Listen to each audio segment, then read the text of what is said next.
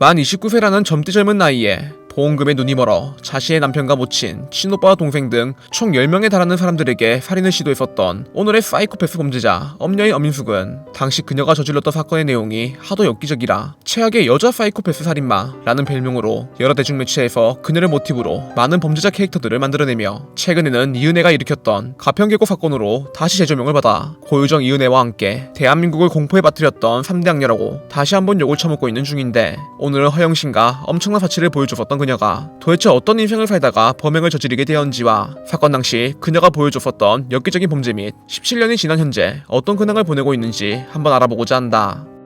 1976년 강원도에서 이남 일녀 중 둘째로 태어났었던 엄녀인은 학창시절부터 손버릇이 좋지 못해 고등학교 때 다른 학생의 돈을 훔치다 걸려 다른 학교로 강제 전학을 간 적이 있고, 이외에도 친구에게 수면제를 먹인 뒤 신용카드를 훔쳐 몰래 도망을 친다거나 1998년에는 아버지가 돌아가시게 되자 아버지의 통장에 들어있던 돈을 빼내 사용하는 등 과거부터 돈에 눈이 멀어 여러 건의 졸도를 저질렀었다고 한다. 하지만 평소 자신의 쓰레기 같은 본성을 잘 숨겨왔던 덕분에 주변인들로부터 좋은 평가를 받아 사람들로부터 많은 사랑을 받았었던 그녀는 170cm 정도의 큰 키와 늘씬한 몸매, 거기다 하얀 피부를 가지고 있어 연예인 박모씨를 닮았다는 소리를 들었으며, 실제로 그녀의 지인들이 그녀에 대해 남자라면 한 번쯤 호감을 가질 정도의 외모다 라며 증언을 한 적이 있고, 사건 당시 그녀를 치조했던 형사들조차 그녀의 예쁜 말씨와 용모에 넘어갈 뻔했다는 말을 한 적이 있다고 한다. 고등학교 졸업 후 서울에서 보험 설계사로 일을 하고 있었던 엄녀인은 이때 남편인 이모씨를 만나 동거를 시작하며 양가 부모님들의 반대로 식은 못 올리고 혼인신고를 통해 법적으로 부부가 되게 되었는데, 당시 엄녀인이 엄청난 사치를 부리며 물쓰듯 돈을 쓰는 바람에 이사치센터에서 일하고 있던 남편이 그녀의 엄청난 욕구를 감당하지 못해 돈 문제로 잦은 싸움을 벌였었다고 한다.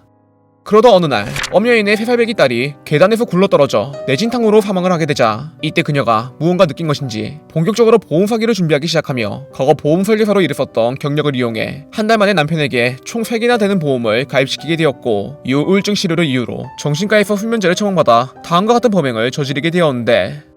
당시 모든 준비를 끝냈던 엄여인이 수면제를 넣은 음료수를 남편에게 먹이며 남편의 정신이 몽롱한 상태를 유지하게 되자 이때 그녀가 그를 뒤로 넘어뜨려 뇌진탕을 입힌 뒤 이를 사고로 가장해 보험금을 타냈고, 이후로도 남편이 잠든 사이 눈을 찔러 실명을 시키거나 팔팔 끓는 얼굴에 들이붓는 범행을 저지른 결과 그녀의 남편이 2002년 3월에 합병증으로 세상을 뜨며 이 과정에서 2억 8천만 원에 달하는 보험금을 타게 되었다고 한다.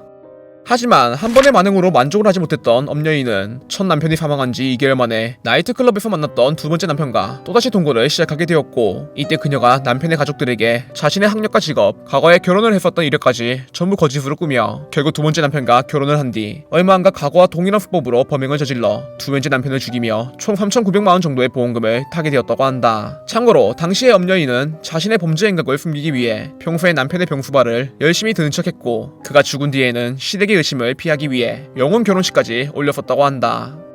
이후 엄여인은 다음 타겟으로 본인의 가족을 찾아가 마찬가지로 수면제를 넣은 음료를 이용해 어머니를 재운 뒤 주사바늘로 어머니의 양쪽 눈을 실명시켜버렸고, 이후 친오빠에게도 수면제를 탄 술을 먹이며 같은 방법으로 두 눈을 실명시키게 되었다고 한다.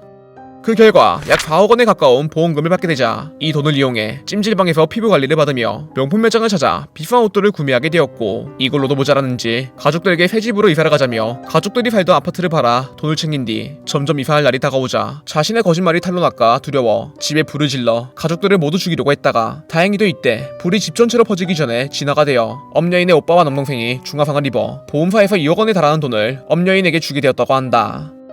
하지만 집을 팔아넘겼기 때문에 갈 곳이 없었던 엄여인은 과거부터 자신의 집에서 가사도우미 일을 했었던 강씨에게 한 달간 머물게 해주면 밀림 월급, 사례금까지 주겠다 라며 당분간 강씨의 집에서 지내게 되었던 적이 있는데, 하지만 역시 처음부터 돈을 줄 생각이 없었던 건지 약 한 달의 시간이 흘러 그녀가 강씨의 집에 불을 지르는 바람에 강씨의 남편이 사망을 하고 강씨 포함 3명의 가족들이 병원에 입원을 하게 되었고, 이때 엄여인이 강씨로 인해 자신의 범행이 밝혀질까 두려워 강씨가 입원을 했던 병원을 찾아 휘발유를 뿌리고 방화를 시도하던 중 이 장면이 CCTV에 찍혀 그렇게 경찰의 체포를 당하게 되었다고 한다.